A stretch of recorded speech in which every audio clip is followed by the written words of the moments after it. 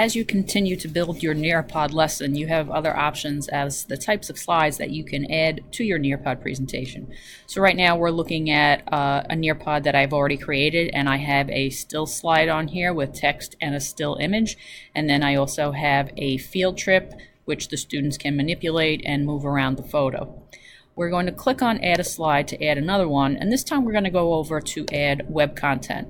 And this is what's going to allow students to explore websites specific to what you want them to look at.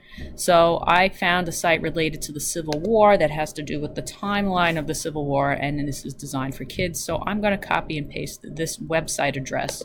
And all you need to do is paste the website right in there. And if you want to test the link to make sure the link is accurate, you can click on this, and then you're going to click Save. So if we want to preview what this is going to look like, again, we can come down to the bottom right and click Preview, and the site will load. And this is what's going to actually happen for the students. They won't actually see the site right away until they actually click on it. And just be aware that when you do insert web content like this, it is going to open up in a new window and sort of jump them outside the confines of Nearpod a little bit. Not that it's closing them out of Nearpod, but they will have to go back in behind the website that opens up to get back over to your Nearpod. And it's pretty simple to add websites just by copying and pasting and putting it right into the provided box.